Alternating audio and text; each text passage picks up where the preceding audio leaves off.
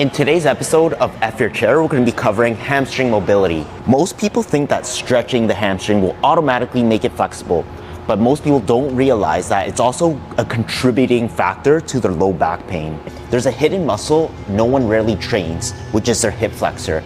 It's not enough to strengthen the backside of the hamstring, but to strengthen the whole front side. Today, I'll be covering 4 exercises that will help strengthen the different lines of the tissue of the hamstring and also your hip flexors. So first exercise is elephant walks. You want to keep your whole back flat straight. Most people tend to touch their toes here and try to reach for the ground, but it's actually the opposite. You want to make sure you're in an anterior tilt and then slowly bending down. And if you feel that tightness in your hamstrings, I want you to slightly bend that knee the entire time. So you want to think of pushing the core to your thighs right here. So you want to bend down each time while keeping that back as flat as possible. And you'll get to the point where you start touching the ground. So I want you to work with the current range of motion that you currently have. And if you feel a slight pain, you want to just back out of that range of motion. Next up is the hamstring isometric. So you want to grab an elevated surface right here and have a slight bend in the leg. And you just want to get in a bridge position. You want to hold this isometric for the longest period of time. The easier, if you want a regress version, you come closer and just form a bridge. And if you find that way too challenging, you start off with the ground right here and hold the bridge position. You contract both of the glutes and push it into a posterior tilt.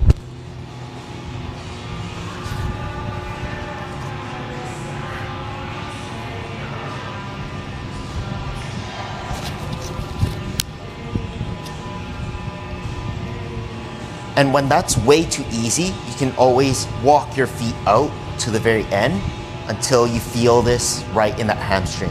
So you want to hold it for time, just building tendon strength and just elasticity and strength in the hamstrings. After you're able to do 2 legs at the same time, I want you to start isolating one by one so that you notice any imbalances that you have in your training.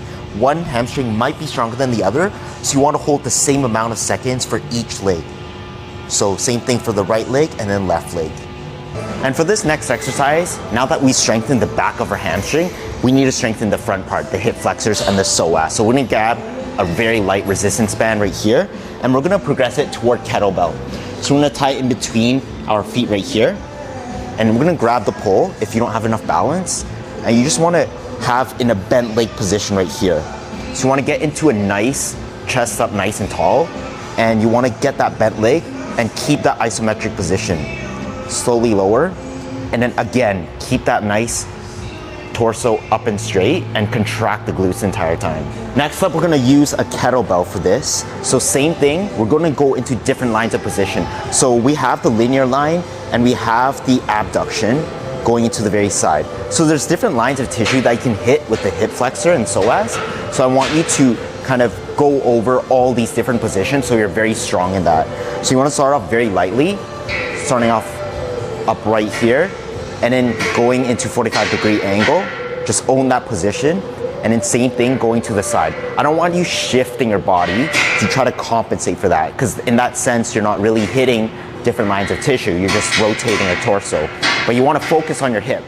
So you want to go from the front part linear, and you want to hit to the side until you get into your greatest, safest range, which is your hip abduction. So you should really feel your glutes firing the entire time, which is crazy. You should go up to the side and then pulse back and forth. You should really feel that burning sensation right at the front of your psoas. For the last exercise, we're gonna be working a straight leg. Now this is gonna work our front of the quad. So if you have a cramp, don't worry, you just wanna regress that movement by going backwards. So the easiest movement is to place a couple kettlebells or some sort of object about yay high, or it doesn't need to be too high. And essentially you're gonna hover over the kettlebells and then slowly drop down. None of this, because there's no control there. You wanna make sure strength is with control. That way you have mobility and strength at the same time. So you wanna cover up into the center, hover, over, back down, same thing, hover, back down.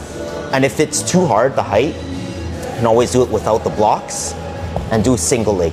Hover, back down, hover, back down. You want to repeat it, same thing for the other leg. That's the end of F Your Chair episode. And if you want to subscribe to more exercises, can be found on my school community and a bunch of videos that you can find on my page.